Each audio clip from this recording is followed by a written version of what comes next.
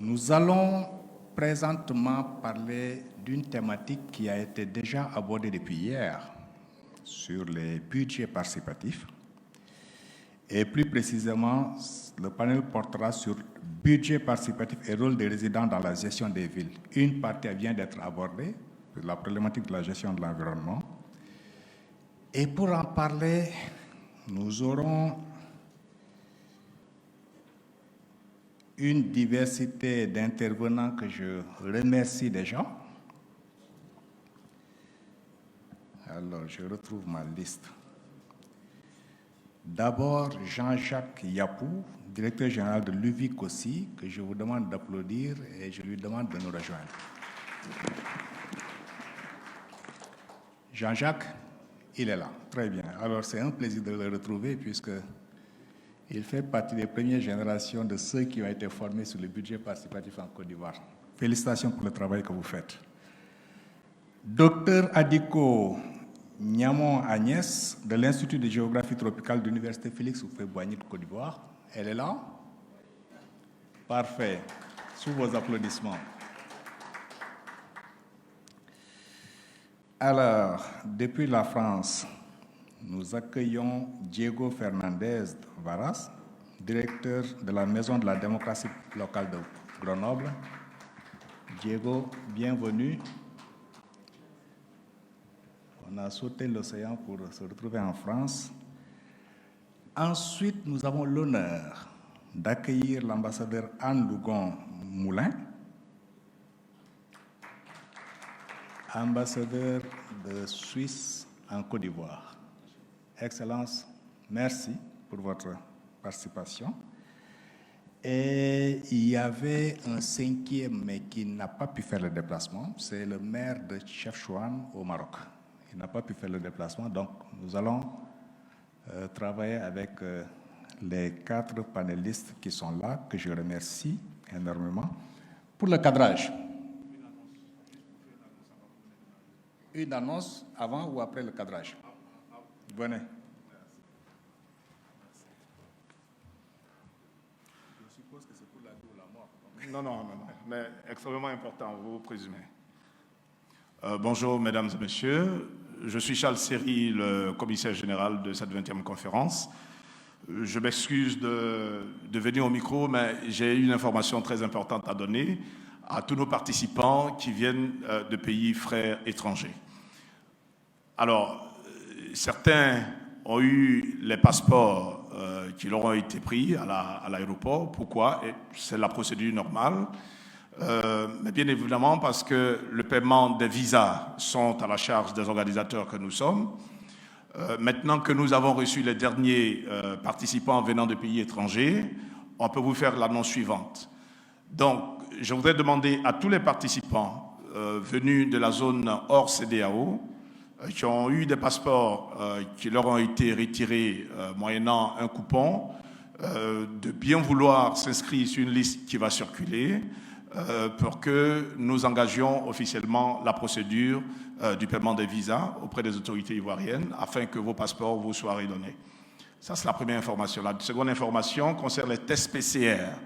Alors, les tests PCR pour les panélistes que nous avons en charge, les panélistes et conférenciers internationaux que nous avons en charge, ces tests PCR-là sont également à notre... on va dire, c'est nous qui les prenons en charge. Donc, si vous êtes dans ce cas de figure, une autre liste va également circuler. Je voudrais que vous vous inscriviez et que, dans les plus brefs délais, nous puissions récupérer les papiers. Merci pour votre aimable attention. Merci, et vous aviez effectivement raison de m'interrompre pour cette annonce. Merci à vous. Alors, pour le cadrage, depuis hier, on l'a vu avec la présentation de Yves Cabane, je pense qu'il doit être dans la salle. Depuis son émergence, les expériences de budget participatif 89 à nos jours ont connu une évolution fulgurante. Nous sommes passés quelques statistiques de 1269 cas en 2008, quand l'expansion a commencé hors du Brésil, à 2776 cas en 2012, 4 ans après. Et le dernier recensement qui a été fait au mois d'octobre 2019, donc il y a juste 2 ans, fait état de 11 825 cas de budget participatif dans le monde. Ça démontre une évolution fulgurante pour une approche qui est née il n'y a pas très longtemps. Du point de vue géographique, tous les continents sont couverts. Aucun continent n'est épargné. Du point de vue géographique, on note toujours que les grandes villes sont touchées de même que les petites villes. Avant, on disait que c'est une approche pour les petites villes, mais de plus en plus aujourd'hui, on voit que c'est les grandes villes qui s'approprient de cette approche-là. Paris, Bruxelles, etc., et j'en passe, New York, sont des grandes villes qui s'approprient de cette approche et qui le font tourner. On note également une diversification thématique.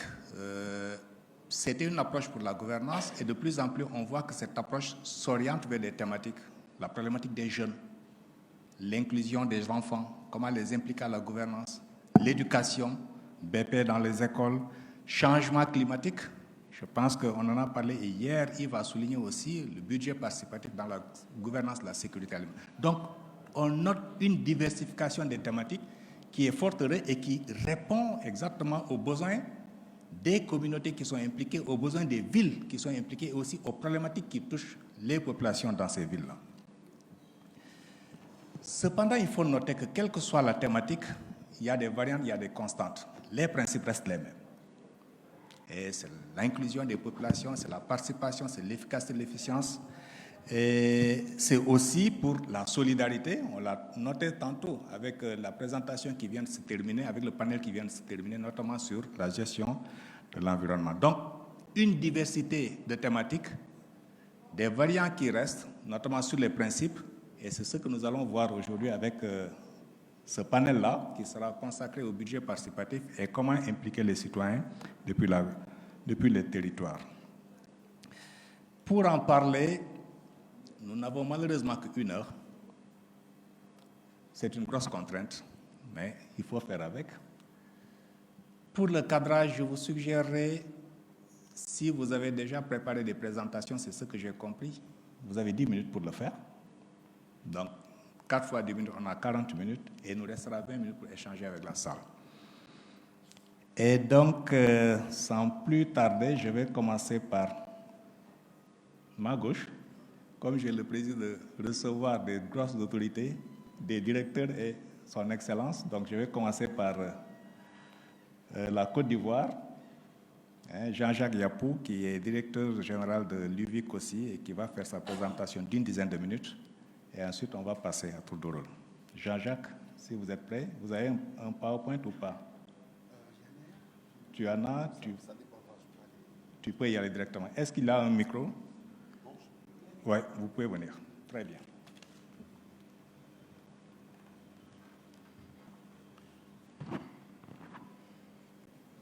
Bonjour mesdames et messieurs. Bonjour chers copanélistes. Merci Bachir. Merci à l'OIDP pour l'occasion que vous nous donnez de pouvoir présenter le budget participatif tel que nous le menons au niveau des villes et communes de Côte d'Ivoire. Donc, comme Bachir l'a dit, je suis Jean-Jacques Yapou, directeur général de l'Union des villes et communes de Côte d'Ivoire. Alors, j'ai une présentation et aussi j'ai des images et des vidéos de ce que nous allons faire dans certaines communes ivoiriennes. J'ai finalement demandé à ce qu'on projette les images et les vidéos, si peut-être la régie peut le permettre. Sinon, pour aller directement et pour que nous ayons un temps d'échange assez consistant, je voudrais dire que le budget participatif en Côte d'Ivoire a véritablement commencé autour des années 2004 avec un appui de l'USAID qui a formé des agents de la décentralisation. Et puis, un travail a été fait et le renforcement du travail a été fait en 2018. On a eu comme formateur Bachir Kanoté qui nous a donné de bonnes orientations. Ce que je peux dire aujourd'hui, c'est que la Côte d'Ivoire compte une 50aine de communes qui ont adopté le budget participatif comme mode de gestion alternative des communes. Et nous, au niveau de l'Union des villes et communes de Côte d'Ivoire et au niveau de la Direction générale de la décentralisation et développement local où j'étais, nous avons eu un appui de la part de Expertise France et de Canal France pour implémenter donc ce projet dans spécifiquement 7 communes. Entre-temps, nous avions formé 18 communes et aujourd'hui, donc, avec l'appui du PAGOF, du programme d'appui au gouvernement ouvert francophone, qui lui-même est le fils du partenariat pour un gouvernement ouvert dans lequel la Côte d'Ivoire est rentrée en 2015. Et aujourd'hui, la Côte d'Ivoire est à son 3e plan d'action. Alors, les thématiques touchées en Côte d'Ivoire principalement, c'est de façon générale comment nous impliquons les populations dans les prises de décision, comment est-ce que nous impliquons les populations dans l'élaboration du budget, comment est-ce que nous impliquons les populations dans la mise en œuvre des projets et comment est-ce que les populations s'approprient donc les projets qui leur sont destinés.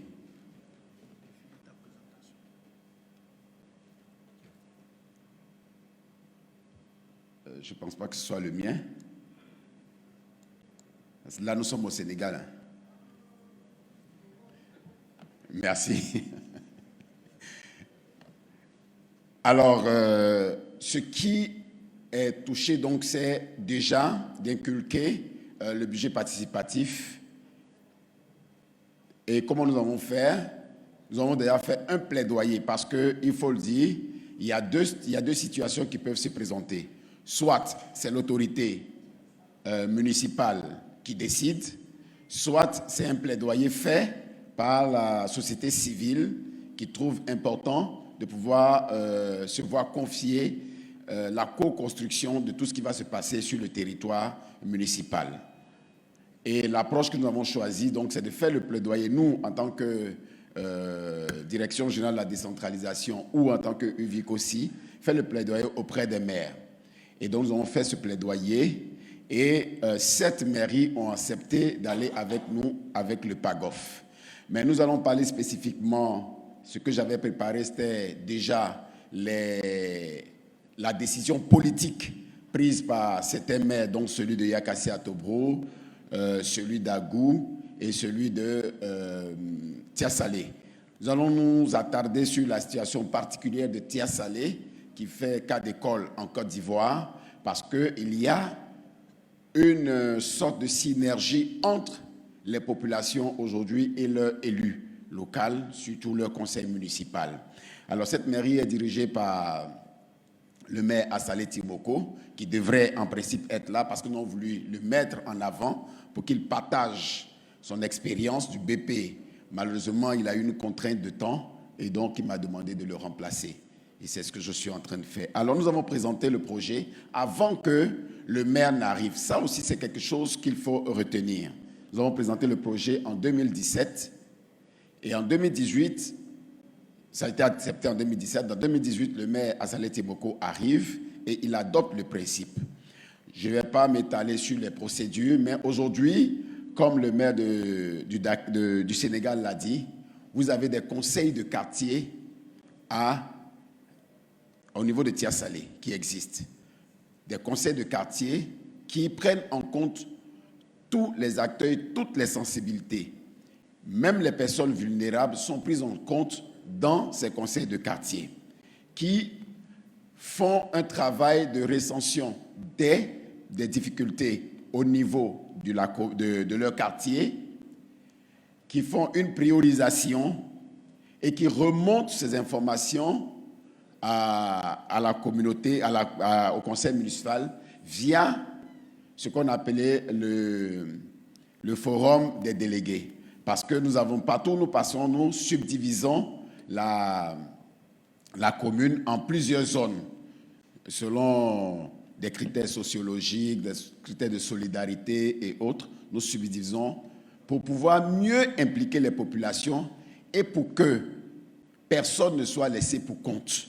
Parce qu'à la finalité, c'est ce qu'il faut. Il ne faudrait pas que quelqu'un dans la cité soit laissé pour compte. Il faudrait que les préoccupations de tous, qu'ils soient autochtones, allogènes ou allochtones, vivant sur le territoire, que toutes ces préoccupations soient prises en charge.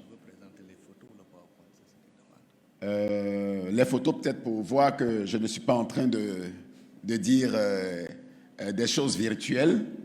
Alors les photos, les vidéos, on ne pourra pas les présenter, mais les photos pour voir le travail qui a été fait donc à Tia-Salé. Voilà, donc nous sommes là à la fin.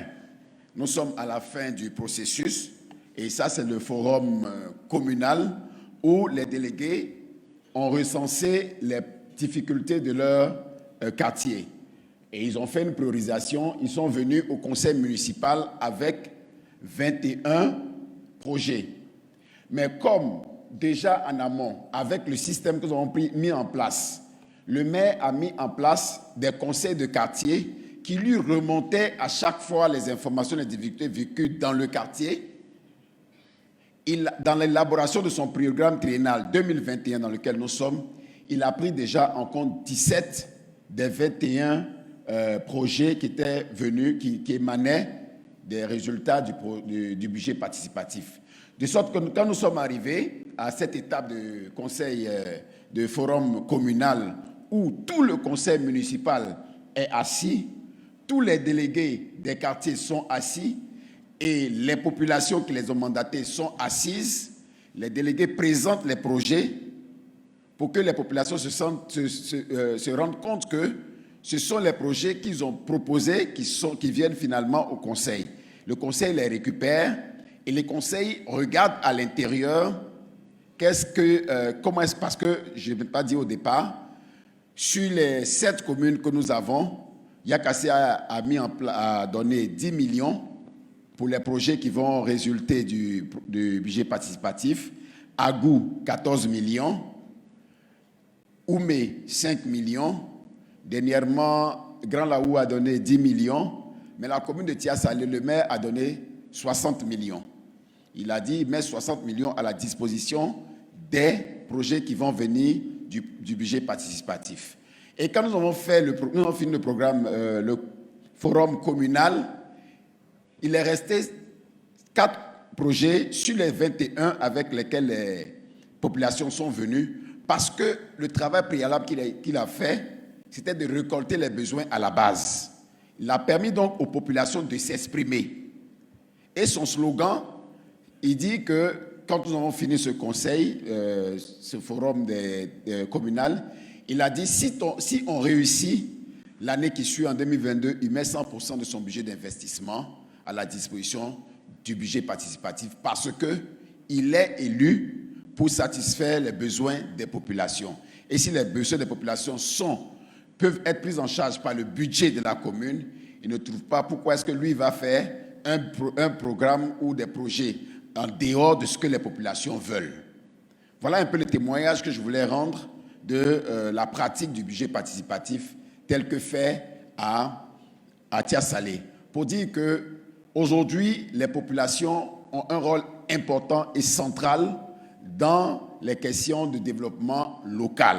Dans la gouvernance locale, il faut mettre les populations au cœur du développement. Si nous ne mettons pas les populations au cœur du développement, nous allons échouer parce que les questions de pérennisation des projets, nous avons parlé tout à l'heure, il y a beaucoup de projets qui sont soutenus par les bailleurs de fonds, mais une fois les bailleurs se retirent, qu'est-ce que ces projets deviennent? Il faut une appropriation par les populations, pour qu'il y ait une pérennisation de ces projets. Ensuite, il faut que les populations, votre rôle, c'est de pouvoir être un contrôleur. Merci de me signaler qu'il est l'heure. J'ai pensé qu'en ne faisant pas avec mon PowerPoint, j'allais tenir dans le temps. Donc, le contrôle citoyen doit être exercé. Vous avez un pouvoir, les populations ont un pouvoir aujourd'hui de contrôler l'action communale, l'action municipale. Il faut que les populations s'approprient ce pouvoir et qu'elles puissent l'exercer comme il se doit. Je vous remercie. Merci.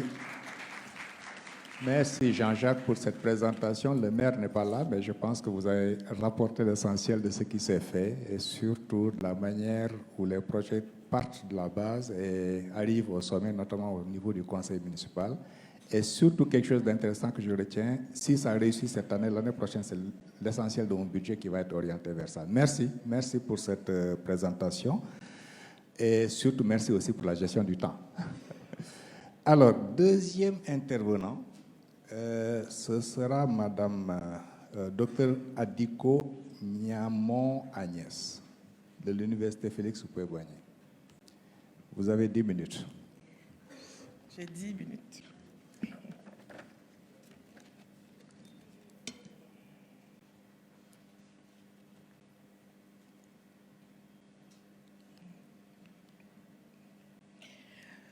Merci, monsieur le modérateur. Merci à l'organisation, aux équipes qui m'ont invité à cette conférence et à partager les informations que j'ai pu collecter auprès des populations dans mon travail de coordonnateur de programme et puis de chercheur également sur les questions de sécurité urbaine. Donc, je suis enseignante à l'université, mais j'ai quand même une longue pratique de terrain. J'ai exercé dans les communes en tant que coordonnateur de programme. Et ce que je voudrais dire aujourd'hui, c'est partager cette expérience avec vous. Lorsque mon collègue m'a demandé de parler du budget participatif, je me suis demandé qu'est-ce que j'allais pouvoir bien dire. Et en m'informant, parce que j'avais quand même quelques idées de ce que c'était, en m'informant, et puis en écoutant le professeur Yves Cabane hier, je me suis rendu compte qu'il y avait de grosses similitudes avec ce budget, en tout cas en tant que stratégie de gestion municipale, avec d'immenses similitudes avec un certain nombre de stratégies qui sont développées au niveau des communes et qui sont basées sur la mobilisation locale. Donc, je vais regarder d'abord essentiellement le rôle des résidents dans la gestion des villes et voir comment le budget participatif, comme les autres démarches qui mettent en avant l'habitant, comment ces démarches-là peuvent valoriser l'implication des populations, mettre également en lumière les limites de ces budgets participatifs et de ces stratégies locales. Le premier point que je voudrais aborder, c'est donc de voir un peu les similitudes entre le budget participatif et les autres démarches. Essentiellement, les questions de sécurité communautaire notamment, nous, on a commencé à les traiter en 94-95, donc vous êtes assez loin, mais c'est le même processus. Donc, la démarche est faite de séquences qui partent de l'identification des problèmes, donc des diagnostics, jusqu'à l'évaluation, en passant par l'identification des priorités. Mais les autres démarches également passent par là, il y a des noms différents. On parle de plan d'action concerté, de diagnostic participatif, de gestion communautaire, de concertation. Vous voyez bien que c'est à peu près la même chose. On parle de l'habitant, du résident des villes, du résident des communes. Ces démarches sont pratiquées dans tous les secteurs, le DG l'a dit, que ce soit l'environnement, la pauvreté, la sécurité, le foncier, l'agriculture. Ce sont des démarches qui sont utilisées par les maires pour pouvoir mobiliser la population. Et des manuels ont été édictés, on l'a dit également, que ce soit en sécurité communautaire, nous avons des manuels locaux qui montrent les pratiques, l'expérience de la Côte d'Ivoire en matière de gestion de l'environnement avec la population, gestion de la sécurité avec la population. Ces manuels sont basés sur les expériences qui ont été menées. Et on voit bien que l'État de Côte d'Ivoire et les communes se sont appropriées ces innovations-là pour améliorer leur système de gestion. La question qu'on peut se demander, pourquoi est-ce que les communes ont besoin, les villes ont besoin de ces innovations? Parce que de ces innovations basées sur la population, puisque vous avez le conseil municipal où on trouve des représentants de la population qui portent les préoccupations des populations. Vous avez également un certain nombre de structures au niveau des quartiers qui sont également sous le couvert de la commune et qui apportent les attentes des populations. Donc, pourquoi est-ce que ces budgets participatifs et toutes ces activités dédiées aux populations, pourquoi est-ce que c'est mis en valeur? Bon, j'aimerais montrer pourquoi est-ce qu'on doit en faire la promotion. La première chose qu'on doit dire par rapport à ça, pourquoi faire cette promotion, c'est parce qu'il y a d'abord une forte demande sociale de collaborer avec la municipalité. On peut ne pas s'en rendre compte, mais lorsque vous allez dans les quartiers, vous avez les associations, tu as parlé de DG, il y a un grand nombre d'associations qui œuvrent justement à l'amélioration de leur cadre de vie, à l'amélioration de leurs conditions de vie. Comité de gestion des quartiers, environnement, sécurité, pauvreté, les activités professionnelles également ont leur comité. Donc, on sent qu'il y a un dynamisme associatif sur lequel on peut se reposer, que la commune peut se reposer. Mais le problème, c'est vrai qu'au niveau des maillages, ils sont très nombreux, mais le problème, c'est que ces structures, ces comités ont d'énormes problèmes, notamment ne sont pas outillés pour les questions de gestion publique, ne sont pas outillés sur un certain nombre de questions qui peuvent les aider à aider la communauté à aller dans le développement. Les problèmes de démocratie, des problèmes internes également, de dissensions internes. Donc, ce sont des structures qui sont très limitées.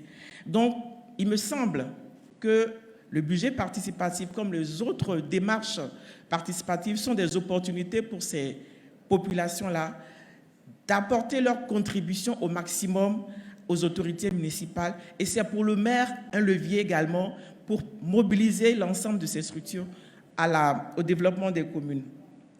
Donc, en le faisant, on passe d'anciennes façons de gérer, de modes de gestion à des modes plus innovants. Donc, il y a un palier administratif. Nous, par exemple, on a créé le comité communal de sécurité, exactement comme le DG l'a dit. C'est un comité qui rassemble les jeunes, les moins jeunes, les personnes âgées, tous les secteurs d'activité de la ville, les religieux, la police, etc., les commerçants, et ce sont eux qui identifient les problèmes et qui créent une structure qui a été mise en place par un arrêté municipal. Et c'est cette structure-là qui est l'interface au niveau de la mairie et qui travaille avec les populations. Donc, il y a un palier administratif et puis un palier socio-spatial. Les personnes qui sont représentées dans ce comité communal de sécurité sont les personnes qui représentent les autres structures dont j'ai parlé tout à l'heure et qui sont réparties dans l'ensemble du quartier, de la commune, pardon. C'est sûr qu'on ne peut pas prendre tout le monde, tous les quartiers ne peuvent pas être représentés, mais l'effort est fait justement que ces personnes-là soient représentatives de la population qui existe. Ça, c'est un premier point. Le réseau associatif est une opportunité pour développer, promouvoir le budget participatif et les autres stratégies. Deuxième point sur lequel on peut s'entendre également, ce sont les moyens d'action. Déjà, on a parlé justement de la structuration, de la séquentialisation de cette démarche. On part d'un diagnostic, on arrive à l'identification des priorités, ensuite l'identification des besoins sur la base de ces priorités et enfin la mise en œuvre. Et un aspect qu'on oublie souvent, c'est l'évaluation. Ces 4 séquences sont absolument obligatoires parce que l'on se rend compte que dans les communes, l'on gère souvent l'urgence. Dès qu'il y a un problème, c'est à ce moment-là qu'on cherche des financements, qu'on cherche qui a un problème dans tel quartier et on essaie de résoudre les problèmes. Parfois, il y a des plans. Les plans triennaux permettent également d'avoir des informations sur ce qui doit être réalisé. Mais il n'y a pas de planification. Et ce que l'innovation qui est apportée ici avec ces stratégies nouvelles, c'est qu'il y a une planification. Et ça, c'est une culture qu'on n'avait pas auparavant. Et c'est pour cela qu'on doit pouvoir promouvoir ces éléments. Planifier, partir de ce qui est, de l'existant, de la façon dont les populations voient les problèmes, de ce qu'on considère comme grave en fonction des quartiers. Parce que tous les quartiers n'ont pas les mêmes problèmes. Par exemple, moi, je peux considérer que les vols, ce sont les problèmes de mon quartier, mais quelqu'un d'autre considérera dans son quartier que c'est les problèmes d'accidents de la route. Tout ça, c'est de l'insécurité également. Et c'est pareil au niveau de la pauvreté, au niveau de l'environnement, etc. Donc, les points de vue de chacun doivent être pris en compte. Et ensuite, il faut chercher à identifier les priorités à réaliser. Est-ce que nous avons les moyens de faire tout en même temps? Non. Donc, on fait des priorités et c'est ensemble, la population et la commune, l'administration municipale, c'est ensemble, on regarde les priorités. Parce qu'il faut regarder ces priorités par rapport aux moyens financiers dont on dispose et il faut regarder ces priorités par rapport aux partenariats que l'on peut développer. Ici, dans le cas présent de notre projet, il ne s'agissait pas que ce soit la mairie qui finance la totalité des actions, mais il s'agit de voir à l'intérieur des quartiers, au niveau des professionnels, qui peut aider à la gestion de la sécurité.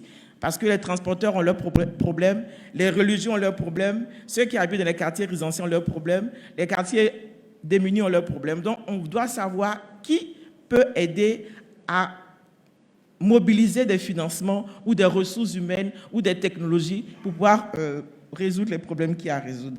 Donc, on a cette question de moyens d'action et le renouveau qui nous est apporté est extrêmement important. Je voudrais maintenant parler de ce qu'on appelle l'impact des projets. Tout à l'heure, quand j'ai parlé des moyens d'action, il faut qu'on intègre l'idée de la culture de la planification. Les questions qui se posent, c'est l'expertise des personnes qui vont administrer cette méthodologie au sein des communes. On n'a pas toujours les experts nécessaires au sein des communes. Vous avez bien vu que le DG a été formé par quelqu'un qui est venu de l'extérieur et c'est ainsi qu'on doit le faire. Il faut faire ces deux-là. Mais la question de la réplicabilité des réussites, nous avons besoin de diffuser cela. Le dernier point, c'est l'impact des projets. Juste quelques petites notes. La solidarité, l'intercommunalité est importante, mais au niveau des populations, pourquoi est-ce que les structures en place, les associations ne se mettent pas ensemble? Vous avez des problèmes. Pourquoi est-ce que les structures ne se mettent pas ensemble? Pourquoi est-ce que les quartiers ne se mettent pas ensemble pour travailler à résoudre des questions? C'est important, les structures fédératives. Par exemple, nous avons un problème de sécurité au niveau des cités résidentielles. Pour les besoins de fluidité routière, toutes les structures, tous les quartiers ont été ouverts, toutes les résidences ont été ouvertes et on a des problèmes de sécurité. Mais on ne peut pas avoir un plaidoyer efficace simplement parce que c'est des comités de gestion de quartier, des syndics de copropriété de quartier. La nature et l'envergure des projets et actions de développement. Du saupoudrage, ce n'est pas intéressant. 10 millions, 15 millions, 20 millions, est-ce que ça peut développer une commune? Il faut qu'on réfléchisse à cela. La qualité de l'observatoire des populations, je mets un point d'honneur à parler de ça parce qu'il s'agit pour les populations d'être les observatoires de toutes les questions de développement local. Parce que les maires passent après les élections, mais la mémoire reste et c'est à eux, c'est à la population de regarder, de veiller à ce qui a été réalisé pour qu'il y ait une redevabilité. Voilà en gros les éléments qui militent en faveur de la promotion à grande échelle de ces activités innovantes, de ces démarches innovantes que doivent s'approprier les populations et leurs autorités locales. Je vous remercie. Merci, Dr Agnès, pour cette présentation qui est partie d'abord d'un questionnement avec une analyse comparative entre ce qui existait et l'approche du budget participatif. Et surtout, ce qu'on note aussi, c'est comment est-ce que le budget participatif s'est diversifié sur une autre thématique, la sécurité, la gestion de la sécurité. Donc, merci pour cette présentation. À présent, nous allons traverser l'océan pour nous retrouver en Europe, plus précisément à Grenoble, et ça augmente la pression que la délégation de Grenoble est dans la salle maintenant. Monsieur le maire, bienvenue. Alors, nous passons la parole à Diego, qui est directeur de la Maison de la démocratie locale de Grenoble, pour nous partager son expérience. Et Diego, vous avez une dizaine de minutes aussi. Bonjour à toutes et à tous. Merci pour cette invitation et pour nous permettre de partager avec vous un peu l'expérience de Grenoble. Donc, je suis Diego Fernandez, le directeur de la mission démocratie locale de la ville de Grenoble. Et je vais essayer d'être le plus succinct possible pour laisser plus de temps à la discussion et à partager un peu avec vous notre expérience. Donc, le budget participatif de Grenoble fait partie des dispositifs de renouvellement de la vie démocratique locale et d'un environnement, on pourrait dire, d'un écosystème qui est riche des ports d'entrée pour associer les habitants, les habitantes et les habitants à la décision publique sur les affaires qui nous concernent toutes et tous. Il a été instauré en 2015 et le budget participatif donne un véritable pouvoir d'agir aux habitants sur les choix des dépenses d'investissement annuelles. Actuellement, jusqu'à cette 7e édition, le budget participatif de Grenoble propose donc aux habitants de décider sur un montant de 800 000 € annuels d'investissement, sans compter les fonctionnements ni les dépenses en ressources humaines, et qui a permis jusqu'à aujourd'hui la réalisation au moins d'une quarantaine de projets qui reflètent les priorités de la population. Et ça, c'est très important. Les budgets participatifs servent aussi parfois des diagnostics. Ils montrent quelles sont les priorités sur certains types de projets. On pourrait voir donc, par exemple, des projets dans les espaces verts et aussi sur les questions de biodiversité avec l'installation des nichoirs pour petits oiseaux ou des chauves-souris, des végétalisations de tout type, et des ruches, dans l'espace public, des toits biodiverses ou des nichoirs contraceptifs. Mais aussi des thématiques comme la solidarité avec des cuisines ouvertes ou encore un lieu d'accueil et rencontre pour tous les habitants, mais permettant d'accueillir plus particulièrement les personnes qui sont en situation de grande précarité. Il y a aussi la dimension de l'entraide qui apparaît dans ces projets jusqu'à aujourd'hui, qui ont été réalisés depuis 2015, avec la création par exemple des ateliers vélo qui sont ouverts, et des espaces de gratuité dans l'espace public, des points de récolte et de distribution de protection hygiénique et pour lutter contre la précarité menstruelle, ou encore un lieu d'accueil pour des enfants autistes Asperger et leurs parents, des projets qui sont en cours de réalisation cette année. La dimension des sports et des loisirs aussi, elle est bien présente, avec la construction des aires de jeu dans l'espace public ou des sites de pratiques sportives en plein air. Évidemment, la culture apparaît aussi comme un enjeu important pour les habitants, dans lesquels on peut voir naître ici et là dans la ville des boîtes à livres fixes, mais aussi des caravanes à livres pour que toutes les personnes puissent avoir un accès à la lecture dans les parcs et dans l'espace de la ville. Un théâtre de verdure en plein air, permettant l'inclusion de toutes et tous. Enfin, le budget participatif permet de transformer la ville par et avec les habitants, qui proposent, mais non seulement ils proposent, mais choisissent, grâce à ces dispositifs de démocratie directe, et qu'ensuite, avec nous, avec l'institution, ensemble, et transformant ces idées en réalité, les font vivre au quotidien. Je vais vous donner quelques spécificités du budget participatif grenoblois. Donc, tout d'abord, il y a un accent très très fort qui est porté sur l'humain, sur le respect des habitantes et des habitants qui s'engagent dans cette démarche, qui est longue et qui écoute son énergie. L'engagement d'un habitant au budget participatif, du moment où il a son idée, il la dépose, peut aller pendant des années dans la réalisation, jusqu'à la réalisation, l'inauguration, voire la vie du projet.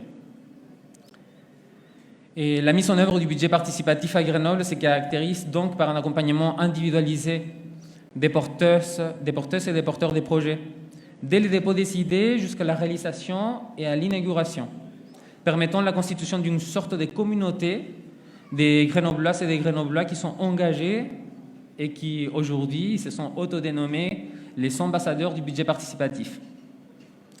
Aussi, à Grenoble, on a particulièrement développé ce qu'on appelle un forum des idées des habitants qui valorise et met en lien les différents porteuses et porteurs des projets et leurs idées en s'ouvrant à la rencontre avec toutes les habitantes et les habitants de Grenoble. C'est un temps fort de la ville et qui permet de voir particulièrement la foisonnante créativité du territoire et de tous les habitants. Ensuite, nous portons une attention toute particulière à l'inclusion de toutes et de tous, et particulièrement de ceux qui sont souvent absents dans les espaces de débat public. Le budget participatif est donc ouvert à toute personne qui réside à Grenoble de plus de 16 ans, sans condition de nationalité. Effectivement, quelqu'un a dit la démocratie, ce n'est pas exercer son droit de vote tous les 4, 5 ou 6 ans, mais l'exercer tout le temps. Cependant, le droit de vote, il concerne qu'une partie de la population. À Grenoble, on décide, et c'est un engagement volontariste, de l'ouvrir à tous les résidents, quelle que soit leur nationalité. Mais aussi, avec une démarche volontariste et ciblée, les équipes de la ville, donc les équipes de mon service, et aussi des territoires, sont mobilisées pour aller vers les jeunes, les résidents étrangers, et aussi les habitants des quartiers populaires. 3 publics qui sont souvent éloignés du débat public ou qui ne participent pas facilement aux espaces des débats publics. Et cette démarche, elle est réalisée afin de permettre au plus grand nombre de participer, de prendre part à ces projets communs qui est une ville une attention après la réalisation et la votation de ces projets est vraiment portée aux emplacements de réalisation des projets qui ont été choisis par les habitants, permettant aussi, lors de la réalisation, de distribuer équitablement, de la manière la plus équitable possible, justement, les projets du budget participatif dans tous les secteurs de la ville. Enfin, et quelque chose qui n'est pas anodine, les budgets participatifs grenoblois, c'est un dispositif qui est évolutif, qui s'améliore constamment grâce à l'expérience des années, donc on est à la 7e édition déjà, mais aussi à la participation des habitants et des habitantes dans les choix stratégiques. Le comité de pilotage du budget participatif est ouvert aux porteuses et porteurs de projets qui sont engagés dans ces dispositifs. Ce qui permet aussi à ces habitants qui prennent leur temps de s'engager sur ces idées, sur ces projets pour nous toutes et tous, de donner une parole aux habitants dans les espaces des prises de décisions stratégiques qui concernent cet outil de démocratie directe. Voilà quelques spécificités de notre budget participatif, mais aussi, évidemment, comme aucun dispositif, et le maire l'a rappelé hier au discours d'ouverture, aucun dispositif n'est parfait, tout dispositif a ses limites. On a des défis aussi à relever dans les années à venir pour que ces dispositifs soient davantage inclusifs, davantage efficaces, efficients. Tout d'abord, il y a un premier, je vais rester sur deux défis. Il y a un défi sur le renforcement des liens et les passerelles entre ces dispositifs avec les autres dispositifs démocratiques de la ville. Je vous disais au tout début, le budget participatif est un des dispositifs qui compose l'environnement, l'écosystème de la participation de Grenoble. Et justement, cet environnement de la participation ne se réduit pas à la mise en œuvre des outils spécifiques qui sont indépendants les uns des autres. C'est un environnement qui est vivant, donc qui dépend des dynamiques qui existent entre les uns et les autres, et qui permet l'expression des voix diverses, qui sont plurielles et qui peuvent être contradictoires. Dans ce sens, les dimensions de la démocratie locale à Grenoble se complètent pour permettre à toute personne désirant de s'exprimer de participer, de faire entendre son point de vue, ses projets, ses espoirs, mais aussi ses désaccords et ses oppositions. Ainsi, à Grenoble, on pourrait dire, la gouvernance partagée de la ville s'est traduite par l'intégration des dimensions de démocratie directe avec les budgets participatifs, mais aussi avec des votations d'initiatives citoyennes,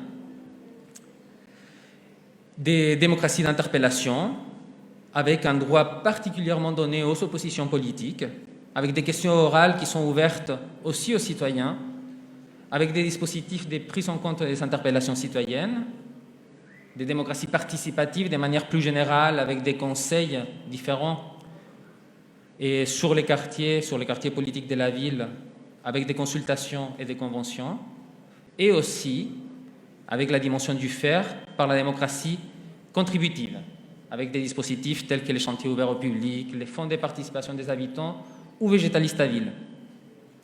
Le deuxième défi, c'est continuer à accentuer les pouvoirs transformateurs du budget participatif et en soulignant de plus en plus la grande confiance dans les choix de la population sur des projets de plus en plus ambitieux. Dans un contexte en France de réduction des budgets locaux, mais aussi des défiances envers les institutions, il est important de montrer aux citoyennes et aux citoyens que nous leur faisons confiance et que les institutions et les élus souhaitent les associer sur des choix importants, structurants, sur notre avenir commun. Et ça vient avec cette question de l'articulation qui est avant. L'expression de cette confiance doit se traduire de différentes manières. Et à Grenoble, et ça s'est traduit, par exemple, dans l'association des habitants à la gestion de la crise sanitaire, quelque chose dont on va parler plus tard. Des choix de redirection écologique, qui a été déjà nommé précédemment dans le discours d'ouverture, mais aussi dans les concrets des projets du budget participatif. J'ai fini avec ces défis. Et Et notre défi va se traduire déjà à partir de notre 8e édition par un budget participatif plus ambitieux, permettant aux habitants de proposer des projets allant à 1 million d'euros par projet à partir de la 8e édition. Et l'année Capitale Verte donnera le départ de cette nouvelle version du budget participatif. Et nous vous invitons, nous vous dirons l'année prochaine comment ça se passe en décembre à l'OIDP, à Grenoble. Donc on vous attend. Merci beaucoup.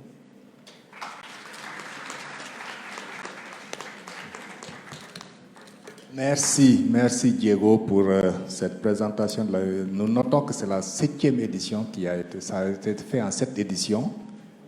Et là, la 8e va commencer maintenant, et ambitieux, sur 1 million d'euros. Excellent. Et surtout, l'appel qui est fait pour la participation de tous à la prochaine conférence, la 21e conférence qui se tiendra à Grenoble. Mais je retiens surtout ce qui peut être un slogan: transformer la ville par et pour tous les habitants. Ça me semble être fort, et une approche centrée sur l'humain, et ouvert à tous, et surtout avec une approche d'inclusion, notamment pour les non-nationaux qui ont aussi le droit de vote.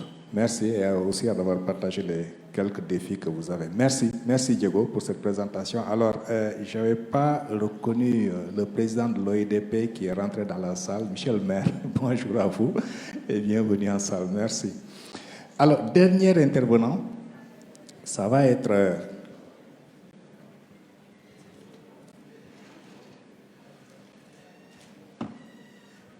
Son Excellence Madame l'ambassadeur Anne Lugon-Moulin, ambassadeur de Suisse en Côte d'Ivoire, qui va nous partager son expérience.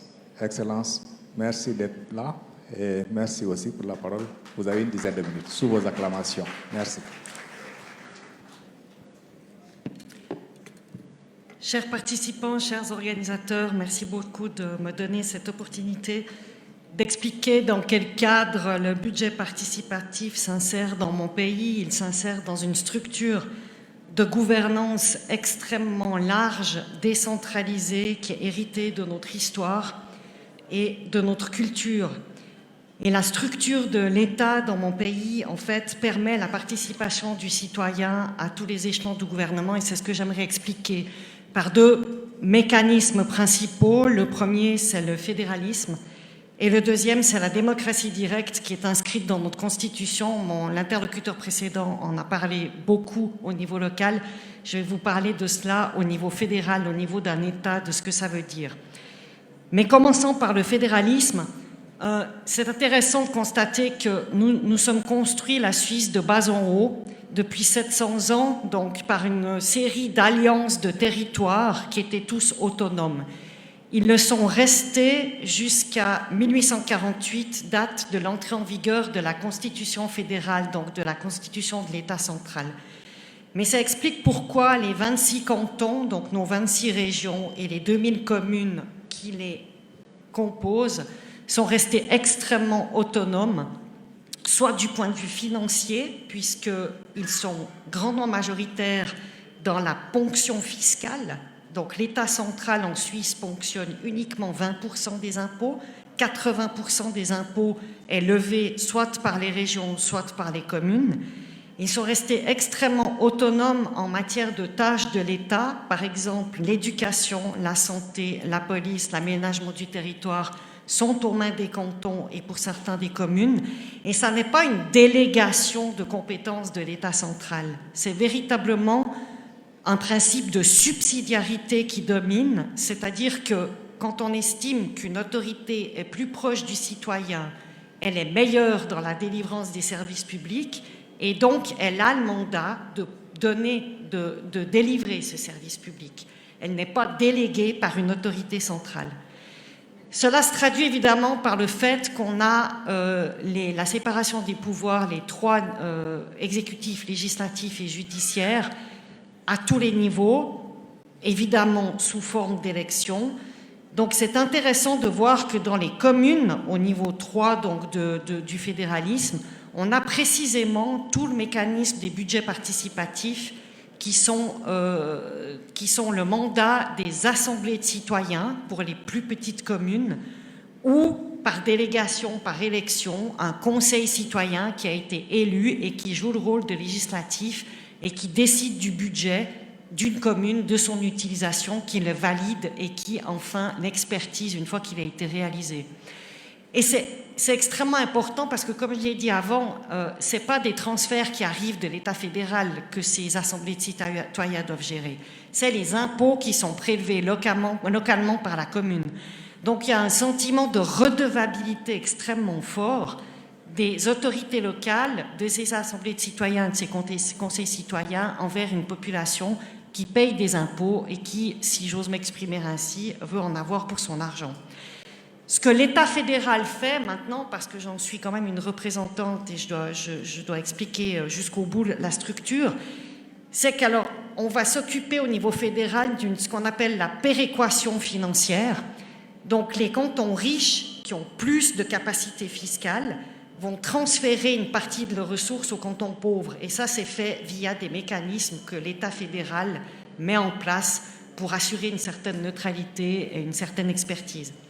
Et puis enfin, bien sûr, toutes les tâches régaliennes de la Suisse sont du pouvoir de l'État fédéral, donc évidemment les relations étrangères, la sécurité, etc., et la définition de politiques sectorielles qui sont évidemment du fait de l'État fédéral. Mais on l'a vu dans la crise Covid, en Suisse, l'État fédéral avait une marge de manœuvre limitée au départ parce que les cantons pouvaient décider d'énormément de mesures. Et dans cette zone de crise, dans cette situation de crise, il a repris pendant quelques mois les pleins pouvoirs parce que c'était un peu compliqué d'harmoniser, que chaque 26 cantons fasse sa propre loi sanitaire.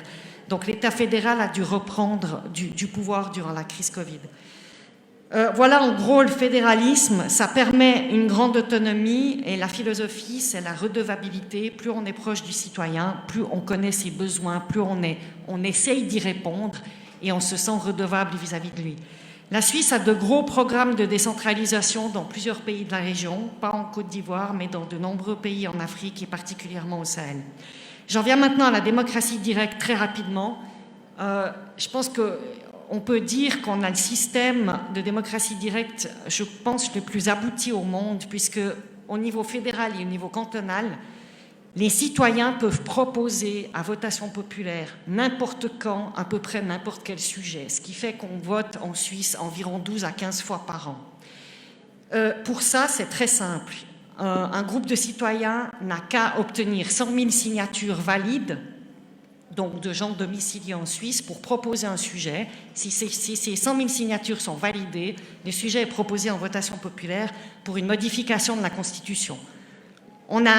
Ça, c'est le mécanisme citoyen. Il y a aussi la possibilité de remettre en cause une loi votée par le Parlement. Là, il ne faut que 50 000 signatures en 100 jours.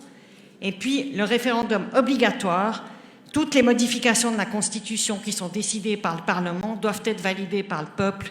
Ça veut dire que le peuple est in fine le dernier souverain dans le pays. On n'a pas de cour constitutionnelle. C'est d'ailleurs en partie aussi, je dirais aujourd'hui au XXIe siècle, un problème, parce que certaines décisions qui peuvent passer en votation populaire peuvent être parfois problématiques, mais néanmoins c'est le peuple qui a le dernier mot. Donc, pour vous donner quelques exemples, on a voté par le passé, un groupe de citoyens a proposé l'abolition de l'armée, il y a une trentaine d'années. Ça n'a pas passé, mais ça a été voté, la population s'est exprimée. Pour adhérer à l'ONU en 2002, on a dû passer en votation populaire 2 fois. Ça a été refusé une première fois, accepté une deuxième fois. Il y a différentes mesures de finances publiques, on vient au budget participatif, et en matière de fiscalité, qui sont aussi proposées en votation. On a accepté une taxe sur le carburant très élevée, la population a dit oui. On a accepté des réformes fiscales, on a dû voter sur l'abandon de l'énergie nucléaire, on a dû voter sur la réforme de l'assurance maladie ou de l'assurance chômage, et je vous passe toutes les dernières votations qu'on a. On a aussi parfois des sujets beaucoup plus un peu particuliers qui sont pas forcément aussi importants que ceux que j'ai mentionnés. Et ce droit d'initiative et de référendum inscrit dans la Constitution est donc valide au niveau fédéral, au niveau cantonal, avec beaucoup moins de signatures nécessaires pour proposer un sujet, et même dans certaines communes. Alors, c'est très joli, c'est très intéressant, ça permet aux citoyens de se prononcer sur beaucoup de sujets, de participer à la vie publique, la qualité du débat est assez élevée et ça permet une certaine proximité entre le citoyen et la politique. Donc il y a toujours une interaction, les gens sont amenés aux urnes et ça donne une bonne dynamique. Je finis quand même sur un mot pour les défis que cette démocratie directe implique. Il y a une inflation de sujets, le monde étant extrêmement complexe, on est amené à voter sur tout, donc à être des experts sur à peu près tout. Les réseaux sociaux et Internet ont rendu la récolte de signatures extrêmement facile, donc 100 000 signatures aujourd'hui, vous les récoltez en quelques mois. C'était une norme qui avait été édictée en 1900 quand la Suisse n'avait que 2 millions d'habitants, aujourd'hui on est presque à 9 millions. Il faudrait passer à un nombre de signatures plus élevé pour arriver à trier un peu l'inflation de sujets qui sont soumis à votation populaire. Et puis enfin, c'est aussi parfois instrumentalisé à des fins purement politiques, en particulier par des partis qui sont extrémistes et qui veulent passer par des moyens différents pour faire passer des idées qui sont parfois complexes, si elles sont acceptées, à mettre en œuvre. Donc voilà un petit peu un aperçu du fonctionnement de mon pays. Probablement que s'il fonctionne si bien, c'est parce que c'est aussi un petit pays qui s'est justement construit de bas en haut et qui a une très longue histoire avec ces questions-là. Je vous remercie.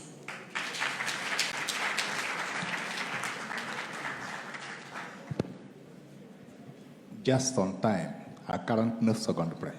Merci, merci Excellence. Exact. Ça mérite des applaudissements. Merci Excellence pour ce partage de l'expérience suisse qui nous a beaucoup renseigné sur comment est-ce que la démocratie participative peut être un outil pour améliorer ce qui se fait en termes de gestion. Et surtout, merci aussi pour ces différentes autres formes de démocratie qu'on a utilisées par le vote, par le référendum et surtout l'intégration de Internet et des réseaux sociaux pour radicaliser la démocratie. Mais vous avez attiré l'attention en disant faisons attention puisque ça peut être aussi un moyen pour les dérives. Merci pour ça. À présent, nous avons terminé la série des présentations et le temps est fini. Mais nous allons grignoter sur la pause. Je vais ouvrir le débat, mais je ne prendrai que 3 intervenants pour laisser le temps aux panélistes de réagir avant d'aller à la pause, puisque nous sommes obligés aussi de gérer le temps pour le panel suivant. Alors, les 3 premiers qui lèveront la main, je ne vois que des hommes. Je ne suis pas d'accord. Alors, je prends un premier là-bas. Je vous donne des numéros. Hein. Numéro 1, numéro 2, bon, numéro 3, numéro 4. Bon, voilà, j'ai dit 3, mais... Alors, vous n'avez que maximum. Au fond, je n'ai pas vu, mais bon, on va faire la pause, comme ça on pourra continuer la discussion avec les panélistes. La pause sert à ça aussi. Donc, le numéro 1, faites circuler le micro, le numéro 1 est de l'autre côté. S'il vous plaît, direct question, contribution, ça permettra aux panélistes de répondre et enfin, nous pourrons continuer les échanges à la pause, autour du café.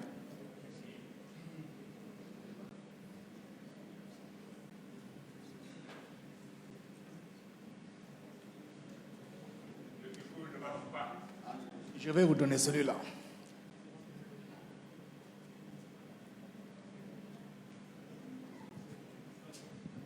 Merci. Moi, c'est d'aller au Yulu Alexis.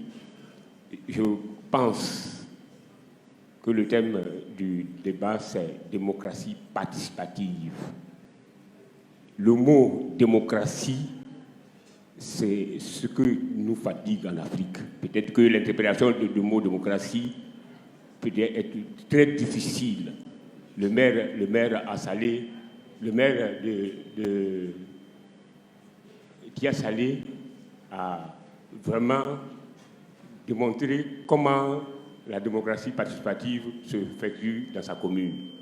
Mais généralement, la démocratie africaine est une démocratie véritablement, à l'exemple de la Suisse, qui est une démocratie de la base jusqu'au sommet, mais en Afrique, véritablement, la démocratie, c'est plutôt, nous disons que c'est la démocratie des muscles. Et devant cette démocratie de muscles, c'est véritablement où réside la problématique. Qu'allons-nous faire pour que cette démocratie des muscles puisse atteindre la population?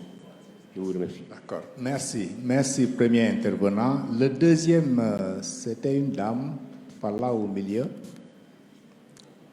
Faites bouger le micro. Et le troisième, c'est qui? Voilà, rapprochez les micros au troisième et quatrième. Direct question ou contribution pour permettre aux panélistes de répondre. Bonjour à tous.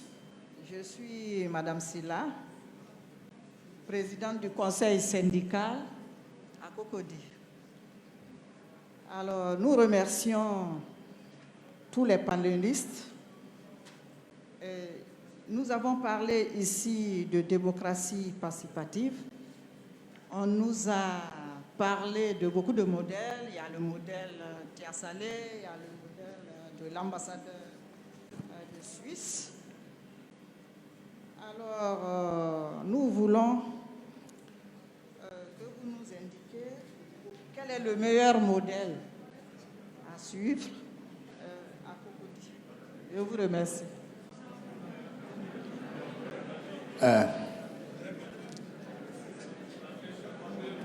Allez-y, s'il vous plaît, allez-y, laissez-la poursuivre. Je reprends la question. Oui, direct une question et ensuite on... Voilà. Parce que là, on a vraiment des contacts. On nous a présenté beaucoup de modèles de démocratie participative. Il y a le modèle Tia Salé, il y a le modèle de Madame l'ambassadeur. Alors, nous avons beaucoup de modèles de démocratie participative. Et il y a le modèle suisse, le modèle de Tia Salé, et nous voulons savoir quel modèle qui sied pour nos pays africains et particulièrement pour Cocody. Très bien. Bon, je pense que... OK, c'est très bien. Troisième intervenant.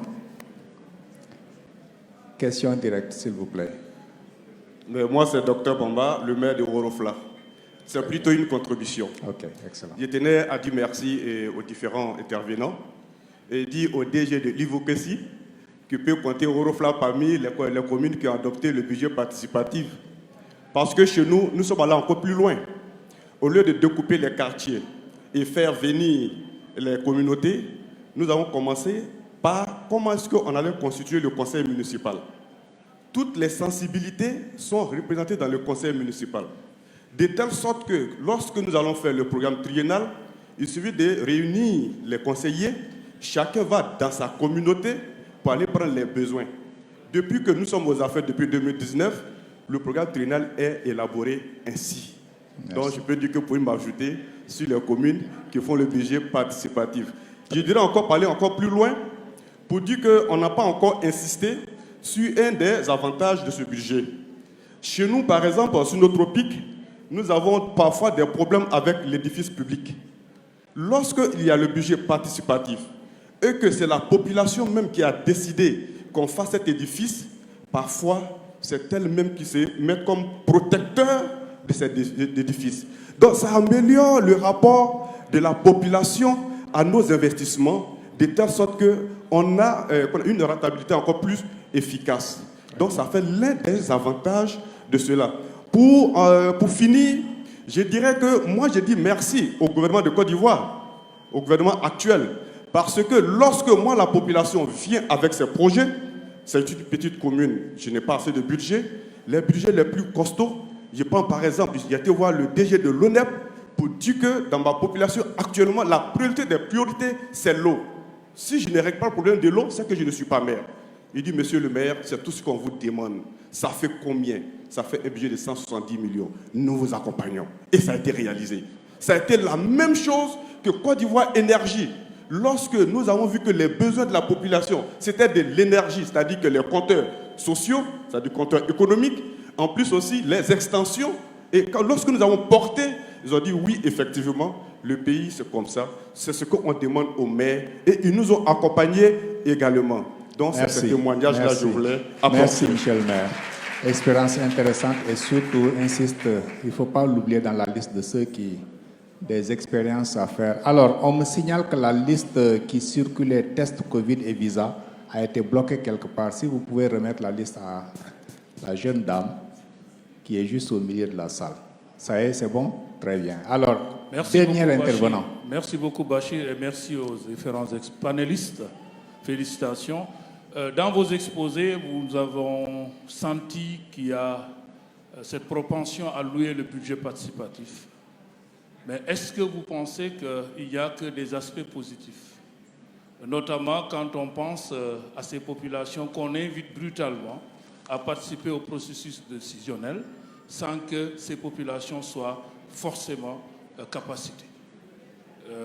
Moi, c'est cette question que je voudrais poser. Également, nous féliciter du schéma de la Suisse. Nous souhaitons vivement. Et l'autre chose que je voudrais faire, c'est juste la portée du budget participatif au Sénégal. Il y a un programme qu'on appelle PACASEN, programme d'appui aux communes et agglomérations du Sénégal, qui consiste à mettre à la disposition des communes d'importantes sommes en termes d'investissement.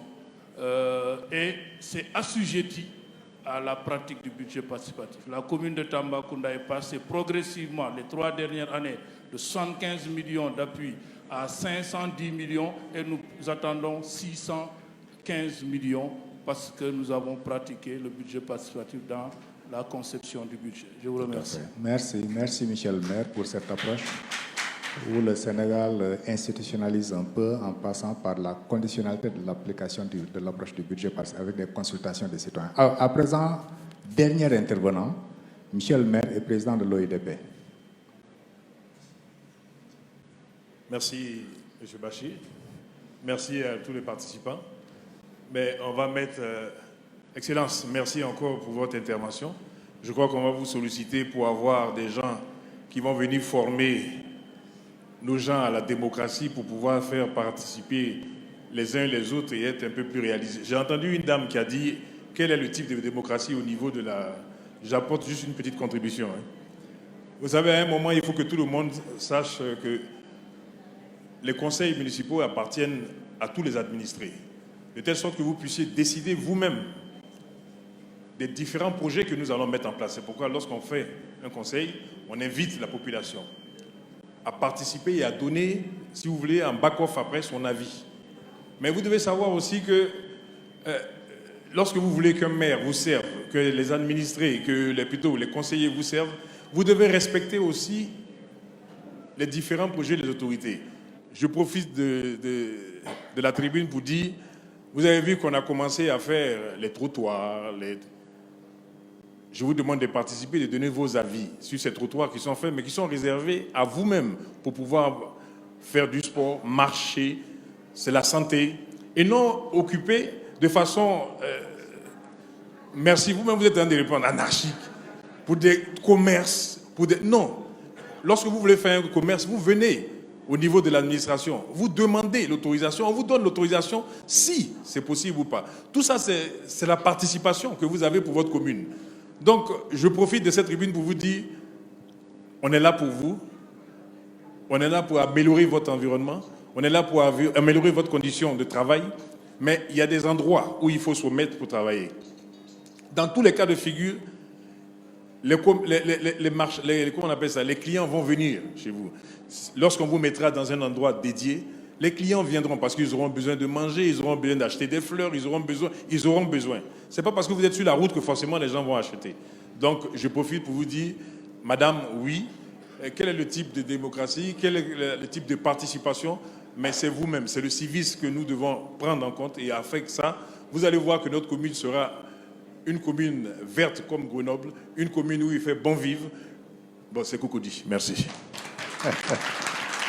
Merci Michel Maire, qui insiste surtout sur la notion des droits et devoirs citoyens. Les citoyens, ils ont des droits, mais ils ont aussi des devoirs. Et c'est important comme... Alors, chers panélistes, nous sommes en train de grignoter sur la pause maintenant. Je vous donne chacun 1 minute, pas plus, pour revenir. Et on pourra continuer à la pause, puisqu'il ne nous reste que 15 minutes maintenant. À tout de rôle. Ouais. D'accord. Merci beaucoup, Bachi. Merci pour toutes les questions. Je voudrais peut-être prendre la première et la dernière pour parler de renforcement de capacité. Les comités de quartier qui sont mis en place, les capacités des populations sont renforcées avant que nous passions à l'exercice de recueil des besoins prioritaires des populations. Donc, il y a un besoin de renforcement de capacité et c'est assuré dans le cadre de la mise en œuvre du budget participatif dans les communes. Alors, l'intervention, la contribution du maire de Worofla me fait parler de la question du jeu des alliances dans la mise en œuvre du budget participatif. Parce que le conseil municipal, comme il a dit, n'a pas, en tout cas en Côte d'Ivoire, n'a pas nécessairement tous les moyens. Mais comme vous voyez, la Côte d'Ivoire est passée d'un État centralisateur et est en train d'arriver à un État qui décentralise. Ça veut dire que l'État a senti le besoin d'impliquer davantage les populations et non de réaliser des projets pour les populations. Donc l'État décide de la décentralisation. Et cette décentralisation permet d'impliquer les populations. C'est pourquoi nous avons aujourd'hui dans nos contrées des opérateurs économiques, nous avons des mutuelles de développement, des associations de jeunes. Tout ce beau monde doit être mis à contribution pour que chacun apporte sa pierre à l'édification de tout ce qui ressort des besoins des populations à travers le budget participatif. Donc le jeu des alliances est assez important sur nos territoires. Il faut impliquer tout le monde et ne pas compter sur les seules ressources de la mairie, mais impliquer vraiment tous ceux qui sont donc dans les mairies. Je peux dire aussi que est-ce que le BP a des limites? Des limites peut-être si l'autorité municipale ou les populations ne comprennent pas le bien fondé. Sinon, il a beaucoup d'avantages et c'est sur ces avantages-là qu'il faut capitaliser. Le maire de Worofla ne me dira pas le contraire. La proximité entre lui et ses populations s'est nettement améliorée lorsqu'il a commencé à les mettre, à les impliquer dans la gestion de la commune. Et c'est très important. Et je voulais le féliciter aussi parce que la loi en Côte d'Ivoire permet que des amis se mettent ensemble pour briguer la mairie. Or, il serait intéressant que toutes les sensibilités soient représentées dans les conseils municipaux. Et comme ce n'est pas le cas, sa démarche est très pertinente et ça doit faire cas d'école pour permettre de faire passer certainement cette loi. Merci. Merci. On est vraiment bon. C'est frustrant, mais voilà, c'est un peu ça la contrainte de l'exercice. Madame, oui. On ne l'a pas. Aidez-la à pulvériser. Oui, voilà, donc c'est bon. En attendant, pulvériser pour l'autre. Oui. On m'entend? Allez-y. D'accord. Je vais juste m'associer à ce qu'a dit le DG en matière de capacité, de renforcement des capacités. Mon intervention a été cela, faire la promotion de ces stratégies innovantes, mais en même temps s'adapter et puis améliorer le système au niveau de la population. Si vous mettez les populations ensemble et mobilisées, il faut renforcer leurs capacités. Ceux qui sont soutenus par la mairie, mais ceux qui ne le sont pas non plus, il ne faut pas les laisser dans la nature. Il faut absolument aller sur le terrain et soutenir ces associations qui sont sur le terrain. J'ai parlé également de renforcer le financement, les ressources financières. On a bien eu avec l'exemple du maire par rapport à la CIE, par rapport à l'ONEP. Il faut aller rechercher des financements complémentaires. Les financements les ressources de la mairie ne peuvent pas suffire. Et puis j'ai parlé également des solidarités qu'il peut y avoir au sein des associations et puis du niveau, de l'envergure des projets. C'est extrêmement important de ne pas faire du saupoudrage, mais de faire des investissements, des projets qui vraiment changent la vie des populations au quotidien. Voilà, c'est un bon C'est une bonne méthode. Il faut simplement l'adapter et améliorer ce qui doit être amélioré sur la base de l'expérience de terrain et de ce que les populations disent. Merci, docteur. À présent, Diego et enfin, son Excellence. Je vais répondre très rapidement sur deux éléments. Donc, est-ce qu'il y a un meilleur modèle, un meilleur qui est sur la démocratie participative? La réponse que j'aurais très instinctivement à vous donner, c'est que non, il n'y a pas un meilleur modèle. Il y a des modèles. Et ces modèles, ou de manière contraire, je pourrais dire oui. Le meilleur modèle, c'est celui qui s'adapte le mieux à son contexte, à son environnement, à son écosystème de participation et qui se base principalement, on pourrait dire, sur 3 éléments: les habitants, les systèmes institutionnels et la volonté politique des élus qui souhaitent développer un modèle de participation citoyenne. Donc, si et avec ces trois aspects, on peut créer un équilibre dans lequel on a cette volonté politique pour aller plus loin que la démocratie représentative, on pourra avoir un modèle vertueux. Et le budget participatif, pour la deuxième question, n'a pas que des aspects effectivement positifs. Tout dispositif de participation et tout dispositif tout court, peu importe, est par essence imparfait, évolutif, transformable. Il y a des difficultés en termes d'inclusion, par exemple, ou d'égalité territoriale dans la réalisation des projets. Et c'est justement par ces difficultés qu'on peut améliorer les dispositifs, quels qu'ils soient. Merci. Donc il n'y a pas que des aspects positifs. Merci, Diego. Et enfin, son Excellence. Merci beaucoup. J'enchaîne sur ce que mon collègue vient de dire. Je crois qu'il y a des modèles dont on peut s'inspirer, mais chaque pays doit créer le modèle qui lui convient en fonction de ses structures, de son histoire, de sa culture et de ses aspirations. Et le deuxième point sur lequel j'aimerais revenir, c'est les éventuels désavantages du budget participatif. Il y a un désavantage qu'il faut absolument éviter, c'est de créer des attentes irréalistes. Si vous avez des citoyens qui attendent la lune de ces exercices et qui, à la fin, obtiennent quelques petits fruits, vous allez créer plus de scepticisme et d'énervement que d'approbation du processus. Donc il faut vraiment faire en sorte que les moyens à disposition correspondent à ce qu'on propose, le cadre qu'on propose aux citoyens. Sinon, ça va être problématique. Évidemment, ça va avec du renforcement de capacité si on se trouve dans des lieux où les gens ne sont pas forcément à même de comprendre a priori ce qui se passe. Mais ce n'est pas non plus très compliqué de dire j'aimerais avoir un marché, j'aimerais que la route soit bitumée. Ça ne me semble pas non plus être quelque chose qui est pas à la portée de la population. Merci. Merci aux panélistes et merci au public aussi pour les questions. Je vous sous vos applaudissements. Je sais que c'est vraiment frustrant. Je sais que c'est